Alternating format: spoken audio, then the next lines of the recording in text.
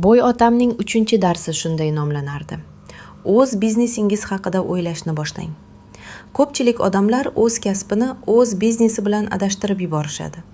Agar biror kishidan biznesingiz nima deb so'rashsa, u ehtimol men bankirman, dasturchiman yoki shifokorman deb javob beradi. Lekin bu uning biznesi emas, bu uning kasbi. McDonald's asoschisi Ray Kroc bir kuni talabalardan so'ragan ekan: "Mening biznesim nima?" Hamma kulib, "Albatta siz hamburger sotasiz" degan.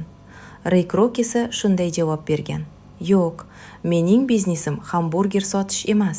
Mening biznesim ko'chmas mulk." Uning kasbi franchising sotish edi. Lekin uning haqiqiy biznesi o'sha restoranlar joylashgan yerlarni sotib olish va ijaraga berish edi. Boy otam doim uqtirardi: agar sen faqat maosh uchun ishlasang, butun umr birovlarni bo'yitish uchun ishlaysan. Sen avval ish beruvching uchun ishlaysan, keyin davlat uchun soliq to'laysan, undan keyin esa bankka kreditlaringni to'laysan. O'zing uchun qachon ishlaysan? O'z biznesingiz haqida o'ylash deganda hoziroq ishingizni tashlab ketish nazarda tutilmaydi.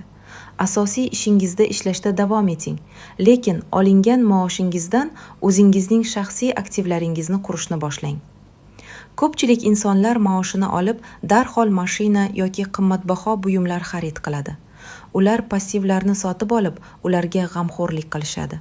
Siz esa aktivlarga e'tibor qarating. Siz uxlashingiz, dam olishingiz yoki sayohatda bo'lishingiz mumkin, lekin sizning aktivlaringiz 24 soat tinimsiz siz uchun ishlashi kerak. Qanday aktivlar haqida gapiryapmiz? Bu siz ishtirok etmasangiz ham daromad keltiradigan biznes, aksiyalar, ijaraga beriladigan ko'chmas mulk yoki qimmatli qog'ozlar bo'lishi mumkin. Siz nimani yaxshi tushunsangiz va nimaga qiziqsangiz, o'shandan boshlang. Boylar aynan shu orqali moliyaviy mustaqillikka erishadilar. Ular o'z bizneslarini, ya'ni o'z aktivlarini doimiy ravishda ko'paytirib boradilar. Sizchi? Faqat xo'jayiningizni bo'yitishni to'xtatib, o'z biznesingiz va o'z aktivlaringiz ustida ishlashni qachon boshlaysiz? Keyingi qismda biz eng qiziqarli va bahsli mavzulardan biri, ya'ni nima uchun boylar hammadan kam soliq to'lash haqida gaplashamiz. Biz bilan qoling.